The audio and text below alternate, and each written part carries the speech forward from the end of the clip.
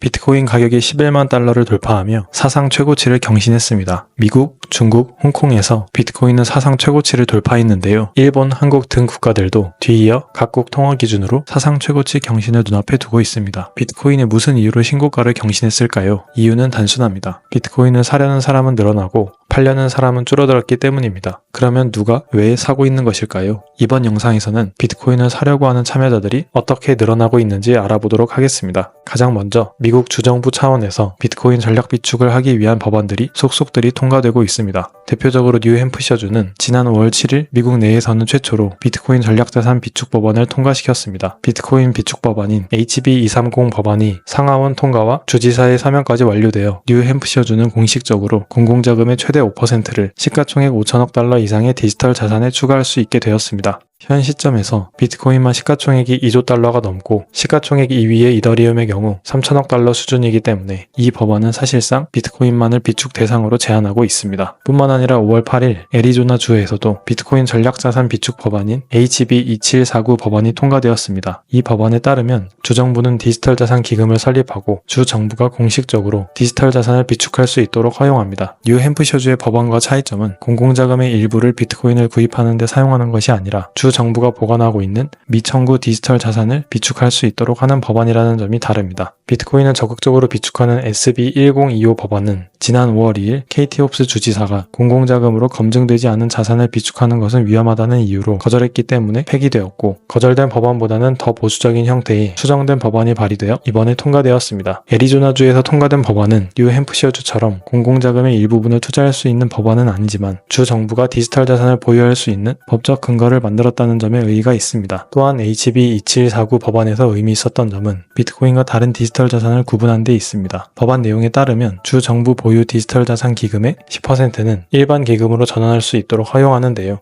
여기서 비트코인은 예외라고 명시되어 있습니다. 일반 기금은 공공지출을 위해 마련한 주정부 재원으로 필요할 때 지출할 수 있는 기금인데, 이 법안에서는 다른 디지털 자산은 재원 마련을 위해 현금화할 수 있어도 비트코인만은 예외라는 것을 명문화했다는 점이 의의가 있습니다. 이 내용은 법안 발의자와 이를 통과시킨 의원들과 주지사도 비트코인은 다른 디지털 자산과 다르게 파는 것이 아니라 비축해야만 하는 자산이라는데 동의하고 있다는 것을 보여주고 있습니다. 현재는 뉴햄프셔주와 애리조나주만 비트코인 전략 비축 법안을 통과한 상태인데요. 지난 5월 21일 텍사스주에서 뉴햄프셔주에서 통과시킨 법안과 유사한 SB21 법안이 상하원을 통과하여 현재는 주지사 그렉 에벗의 서명만을 앞두고 있습니다. 텍사스 주지사 그렉 에벗은 이전부터 비트코인과 비트코인 채굴 산업에 우호적이었기 때문에 텍사스주도 조만간 비트코인 전략 비축 행렬을 따를 것으로 보입니다. 이 외에도 미국 내 26개 주에서 47건의 전략적 비트코인 비축 법안이 발의되었고, 연방 차원에서는 13건의 법안이 현재 심사 중이기 때문에 미국 내 주정부와 연방정부에서 비트코인을 전략자산으로 비축하는 사례는 증가할 것으로 보입니다.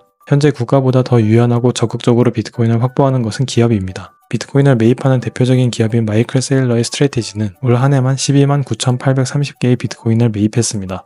일본의 스트래티지라고 불리는 메타플래닛도 올 한 해만 6,038개의 비트코인을 매입하여 2025년 말까지 10,000개의 비트코인을 보유하겠다는 목표를 위해 비트코인 확보 속도를 더 높이고 있습니다. 뿐만 아니라 손정희의 소프트뱅크와 세계 1위 스테이블 코인 발행사 테더도 비트코인 매입 행렬에 동참했습니다. 지난 4월 23일 테더와 소프트뱅크가 투자하고 미국 상무부 장관 하워드 러트닉의 아들인 브랜든 러트닉이 회장으로 있는 켄터 피츠제럴드의 주도 아래서 21 캐피탈이라는 비트코인 회사가 설립되었습니다. 21 캐피탈의 CEO는 비트코인 라이트닝 지갑 기업인 스트라이크의 CEO 잭 말러스가 맡게 되었고, 스트래티지와 비슷하게 기업이 활용할 수 있는 모든 수단을 동원하여 비트코인을 확보하여 비트코인 금융기업으로 거듭나는 것을 목표로 하고 있습니다. 설립 직후 테더는 약 23,950개의 비트코인을, 손정희의 소프트뱅크는 1,500개의 비트코인을, 비트파이넥스는 약 7,000개의 비트코인을 출자하여 총 42,000개의 비트코인을 확보했으며, 앞으로 전환사채 발행 등을 통해 약 5억 8천만 달러를 추가로 확보하여 비트코인을 매입할 계획을 발표했습니다. 신규 기업들 뿐만 아니라 과거에 주로 비트코인을 팔았던 채굴 기업들도 비트코인을 팔지 않고 더 사는 전략을 취하고 있습니다. 비트코인 채굴 기업은 비즈니스 구조상 전기세와 채굴기 매입, 그리고 운영 비용 등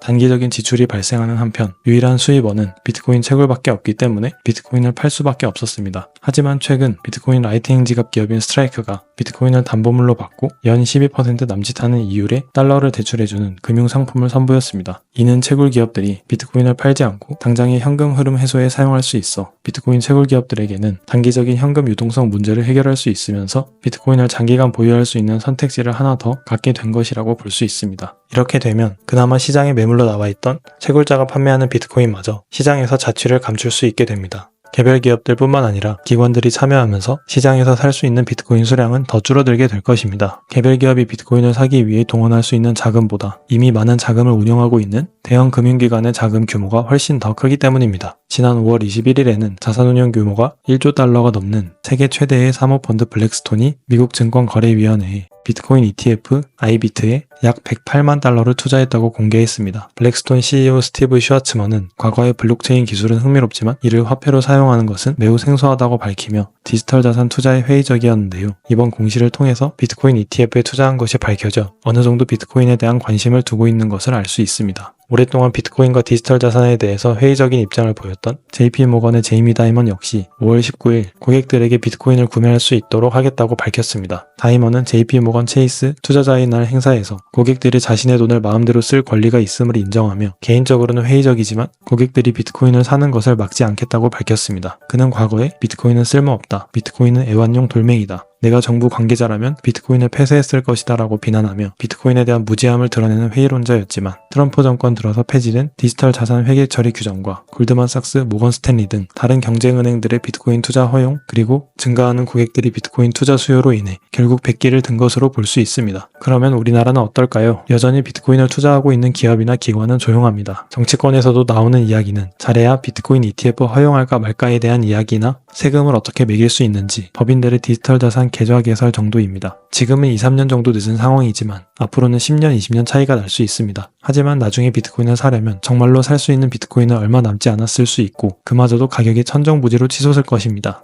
아마도 이러는 이유는 비트코인에 대한 신중한 입장이라기보다는 아예 관심이 없고 그 중요성을 인지하지 못한 것으로 보입니다. 우리나라는 역사적으로 위에서부터 아래로의 역사가 아닌 아래서부터 위로의 역사를 써왔습니다. 국가와 기업, 기관이 비트코인 확보 전쟁에 참여하지 않는다면 개인이라도 셀프 커스터디를 통해서 세상에서 가장 희소한 글로벌 디지털 화폐인 비트코인을 비축하는 게 유일한 답인 것 같습니다.